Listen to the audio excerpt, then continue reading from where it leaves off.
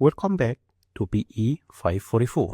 In Lecture 5, we explored core computer vision tasks such as classification, detection, and segmentation, and saw how whole slide images, or in short, WSI, are processed through tiling, normalization, and aggregation. We defined 4 key vision tasks, which are classification, and in it we are assigning a label to an entire image or a patch; localization, where we identify the object coordinates; detection, where we combine the classification and localization using bounding boxes; and lastly, segmentation, where we can apply semantic segmentation or instant segmentation.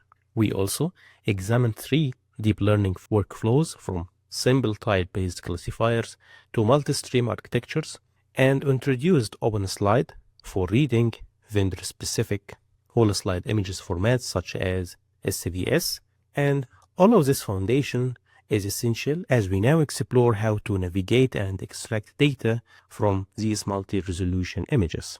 Today, we will go deeper into the structural organization of whole slide images, specifically the pyramidal view, the coordinate mapping across resolution levels, and strategies for robust tile extraction, including overlapping tiles and mask alignment. These concepts are foundational for building efficient, memory-aware data loaders in deep learning pipelines. Whole slide images are stored in image pyramids, which is a hierarchical structure where each level represents the same tissue at a different resolution.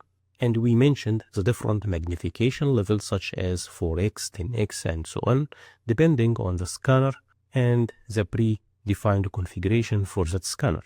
The base level, which is level 0, contains the full resolution image, often exceeding gigapixels, let's say 10K by 10K or 100K by 100K.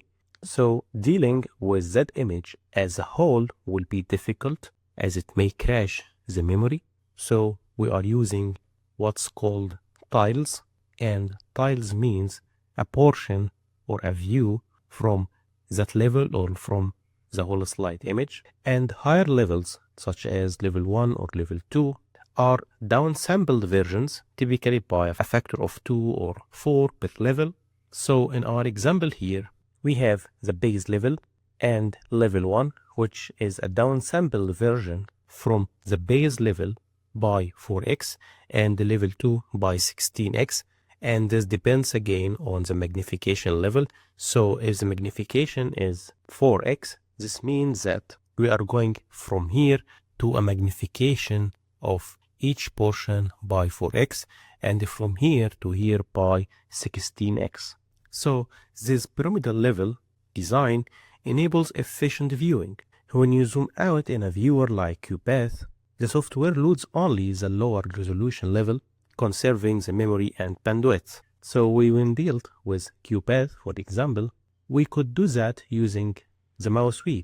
So when we zoomed out, we got the abstract view or the global view or the downsampled view. And when we zoom in into a specific portion, we reach to the highest magnification so that we can see the local patterns here, like the nuclei and cytoplasm. And for AI, this structure allows us to extract context and multiple scales, as we saw in the previous lecture during investigating with the AI workflows. There was an example that they dealt with the multi-level, and for each level they extracted information from it. So simply, if we have a portion like that in the base level or level 0 or the highest magnification level, and let's say it's 4 by 4, or we are going to deal with a tile or a portion with 4 in width and 4 in height. So when we move from level 0 to level 1, we will obtain a downsampled version. And downsampling means we are reducing the size of the image or the view. So in downsampling, we are losing information. That's why we say that the base level has the most information. So here, we downsampled from 4 by 4 into 2 by 2 in width and height. And when we move to another level, we downsampled again so that we obtained 1 by 1. And the factor of downsampling is the magnification level. So if we say between those we have a magnification level of 2x, this means when we move from the base level to the up level, for example level 0 to level 1, we divide by 2. So the factor of downsampling will be 2. So 4 by 2 will be 2, 4 by 2 will be 2, and the same for any other level. One more thing is the coordinates. So if you look here in this example, you will see that the target region, which is here, is reflected in that portion in the downsampled level or the up level, and reflected also here. So if we deal like that, then we are restricted that our region of interest will start from the top left corner in all levels, and reflecting that on the pyramidal view will be like that shape. So this will be the top left corner, and this will be your base, and by downsampling this will be your top left corner in level 1, and this will be your view, and the same here. There is another approach where we put our region of interest in the middle or in the center, so that we can achieve the full portion or the full shape of the pyramidal view, something like that. So if this is our region of interest in the base level, so we need to find a way to shift the view in the top level, aiming to put our region of interest in the middle like that, and in the 16x downsampling should be look like that. So this will be our center coordinates of the view, and we have a view around the center like that in the base level, and here in level 1, and here in level 2. Now we have two approaches, and it depends on your aim or your application. You determine which one to use. And if we reflected that on our coordinates, then the 4 by 4 will be downsampled into 2 by 2, but when we capture the image from that level or the up level, we need to shift those coordinates. Instead of starting from here, it should start from here. So using simple math, we can apply the shifting. The same for here. Now we have two approaches, whether to start from the top left corner or shift the ROI or the target view into the center. Now we need to learn how to do the shift. So let's say that we have 8 by 8 in width and height that reflects the base level or the original level or the highest magnification level. So let's denote that point, which is the top left corner coordinates, by XO and YO. Now if we downsampled from level 0 into level 1, assuming that the downsampling factor is 2, then we will obtain X and Y, which also would be here, and our view or our region will be sampled into 4 by 4. 8 divided by 2 is 4, and in height 8 divided by 2 is 4. Now we need to find a way so that we need to shift from here into here, or from here into here, aiming in both ways to center our view. So simply to do something like that, we need to replace that portion. So instead of viewing 4 more pixels on the right, we need to only view 2 pixels on the right and another 2 on the left. How to do that? Simply by getting the width of the target width, which is denoted by the width, as we need to grasp a view by 8 in all levels, something like here. We need to put a constraint that the width and height in all levels should be the same. So by dividing the width by 2, we will obtain that portion, which is 4 in our example. If we subtracted it by width over 2 by d, we will obtain that portion. So simply, if the magnification or the downsampling factor is 2, so width over 2 by 2 means width over 4. So if the width is 8 over 4, it will be 2. And this will be a dynamic equation to obtain this size in any downsampling or any up level. by taking width over 2 as a factor, you will obtain 1 minus 1 over d. So simply, the factor should be this equation, and the factor means that portion or that offset. So to obtain x bar, which is here, we subtract the location from the factor, and we will do the same for y to obtain x bar and y bar, and then group or extract using the top left corner and width and height, and the final version will contain our view in the middle. So simply subtract your coordinates from that factor, and the d here is the downsampling factor, the width here is the target width, and the same for height, it will be the target height. So let's take an example. If the downsampling is 4, the width is 16, and the coordinate is 6, then simply use the equation. Width over 2 is 8, multiplied by 1 minus 1 over d, so it will result in 8 multiplied by 1 minus 1 over 4, which will result in 6. So 6 minus 6, it will be 0. So instead of starting getting the view from 6 in x, we will start to get it from 0. So now we shift the view. Instead of starting from here to group or get that region, we will start from here to get the view from that region, and hence our view or target will be in the center. What about if we need to make it generic? What does it mean? If we need to move from any magnification level to another magnification level, because this equation assumes that we are moving from the base level. That's why we use a factor of 1 in the base level. So simply making it generic will change the d factor here into d over d bar, and d bar is the from magnification level and d is the to magnification level. So if we are moving from the base into level 2 with a magnification or downsampling factor of 4, then this value will be 4. But if we need to move from a magnification level of 2 into a magnification level of 4, this means this factor or this value will be 4 over 2, which will be 2.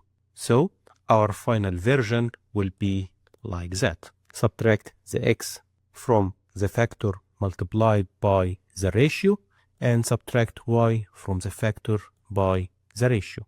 This will give you the x bar and y bar, which leads to centering the region of interest or our target. But if you need to fix the view to start from the top left corner to be your region of interest, then you will not need to use that factor. Just fix the xy in all magnification levels. Now we need to apply that encoding so that we can extract any tiles based on any coordinates, and later we need to verify that our factorial equation is correct by obtaining these 3 views, which reflects the same thing but at downsampled version. So this would be our highest resolution at 4x in downsampling and 16x in downsampling, which is the lowest resolution as you see here. So again, the aim is to obtain tiles from the different levels. Let's say in our data set is 1x, 4x, and 16x is the base level or the target tile. This will be centered at 4x and it will be centered at 16x. So go to script 5, pyramidal view, and in it we imported OpenSlide so that we can read the slide using the OpenSlide function, and defined the xy coordinates and width and height.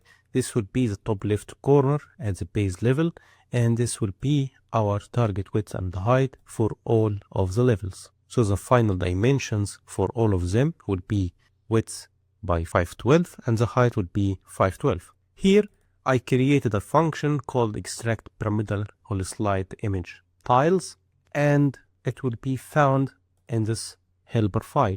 So if you downloaded the previous scripts from the GitHub repository and just downloaded the first 3 files, because the scripts are updated lecture by lecture for this semester, you will need whether to download them again or update your repository using the git commands, or simply you can open any script and use the download raw file here, and for the helper file you will need to download it again and replace the old file.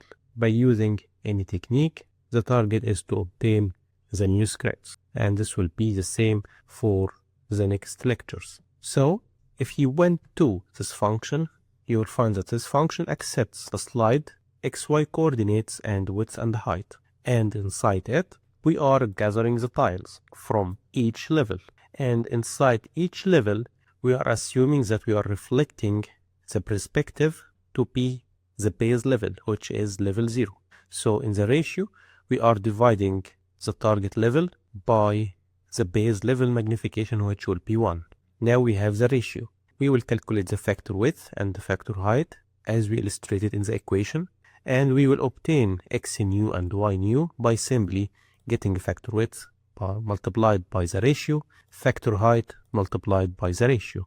Then we will group or read the region at the xy nu using read region function, passing the new coordinates, the level, and width and height. Now we obtain the region. We will prepare it to be ready to use as an image. Then by converting it into RGB colored image, and then converting it to an array using the NB array function. Moreover, we need the verification, which is here. So we grouped the region slide to group only the target tile or the target region and added them into our plot. So the output from this function will be the tiles, which will be the tile as an image for each level, and the figure, which would display something like that as a figure. The first row is the tiles at each level, the second row the verification grouped versions at each level. So what you need to know in this code is how to use this function. And what is the output of this function? The inputs are the slide, xy coordinates, and width and height, and the output will be the tiles and the figure to display. Now we need to include the masks, which are the reflection of the annotations, so that we can only group the regions that reflects a specific category.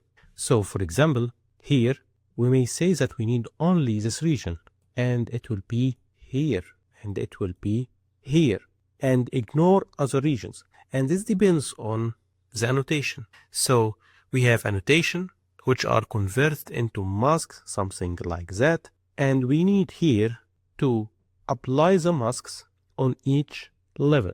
So we will obtain the final region of interest in all levels. But the challenge here is that if we kept the mask to be the same in all levels, there will be mismatching in the coordinates, because when we downsample from level 0 into level 1, this mask should be downsampled also, like what we did in the images. So we need to do the same for the mask. Downsample and put it in the middle, because we centered the tiles. But if we didn't center the tiles, we will not center the masks. So the same operation should be applied on the mask. Again, from this level into this level, the mask should be downsampled and centered. So depending on your application, if you decided that you need to center the region of interest or your aim or your target to be here, here, and here, so you need to do the same for the masks. Downsample based on the factor and center the coordinates of the mask, like what we did here. To do that, go to script number 6, extract the region tiles. Here we loaded the SVS file and XML file, defined width and height, and let's say we are focusing now on the first index or the first annotation. We open the slide, extracted the annotation list, and based on our index we extracted the region, and we illustrated that in the previous scripts and the previous lecture. The new here is this function, extract region tiles, and this function accepts the slide and region the slide, which is the open slide object, the region, which is the annotation list specified by the index, which is a single annotation or a polygon, width and height, which are the target, width and height 512 by 512, and overlapping, and let's keep that for now, and we will illustrate what is the meaning of overlapping in the next script, and the storage directory, where to store the tiles. And also this function is from the helper file. I created it to accept those parameters, and inside it I'm creating the folders where to store the files, one for plots, one for tiles, one for masks, and another for ROIs, and we are going to see what is inside each of them. Then we prepare the annotations for each level.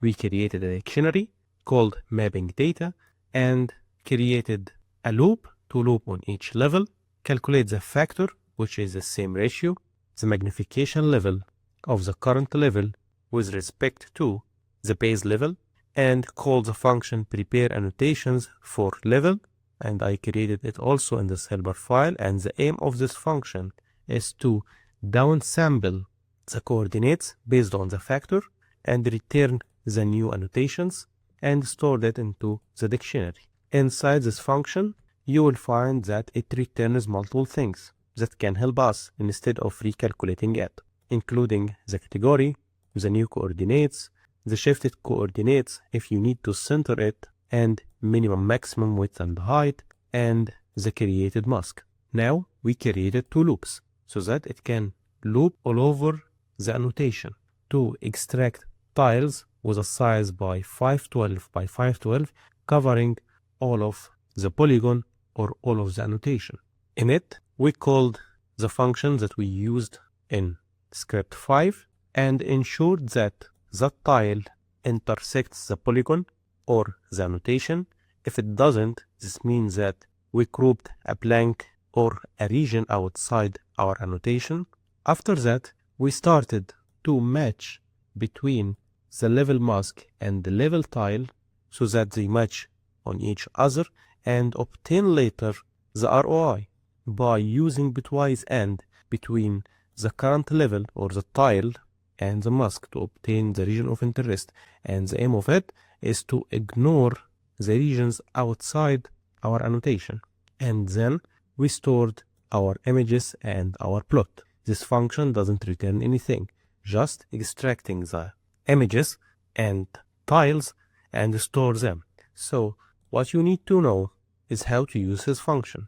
Again, it accepts the slide and region, width and height, overlapping, and we are going to illustrate that, and where to store. So when we execute the code, it will create the directory where to store defined in the code, and it will create 4 folders. The tiles folder contains 3 subfolders, level 0, 1, and 2, and these are the tiles without masking. So if we opened level 0, this will be the tiles before masking, the same for other levels, and masks, the same, 3 subfolders, 1 for each level, and inside it you will find the masks for the specific annotation, and the ROIs here will be the bitwise and between each tile here and each mask here. So in the ROIs, for example, you will find something like that. It will be the bitwise and between the tile and the mask, keeping only the target region. And the plots folder will contain the verifications so that you can revise if the output is correct or not, something like that. So here the first column reflects the tiles, the second is the mask, the last is the ROI, and the third one is an overlay between the tile and the mask so that you can determine the region that will be extracted as an ROI. So to verify, if we look here, we need that mask which reflects that region. And when we downsampled that ROI, the content is added in all directions because we are going to center it as we see here. And if we reflected that on our mask says that we need that region because it is included in our polygon. So the grouped version will contain information depending on the polygon in that downsampled level. And the same for here. This will be our target, and this will be our region of interest. So as mentioned, this will be our local information or focused information, and by moving from the down level to the top level, which is the lowest resolution, we are getting a global view on our region or our annotation. So if we apply that into a deep learning model, that model will learn that there is a relation between that portion and that portion, gathering information locally at each tile in the highest magnification level and globally. And in all of them, we are focusing on the colored image, which reflects the annotation, ignoring the outside region, which may reflect any other category. Now we need to know what the meaning of overlapping. In our example, we didn't do overlap or set it by 0. And the meaning of overlapping here is what is the percentage of the new coordinates, aiming to keep a percentage of the data into other tiles. What does it mean is that in the simple case, if we didn't apply overlapping and said that we need 3 tiles or tiles 512 by 512, this means that we will take this as a first tile, this will be the second tile, and it will be the third tile. And there is no intersected data between both tiles. Each tiles contain new information. But in overlapping, we are keeping a certain percentage of the previous tile to be again or to appear again in the next tile. So if we said that we need a 50% overlapping, this means if we took this as a first tile, then we need to keep 50% of this tile in the next tile, like that.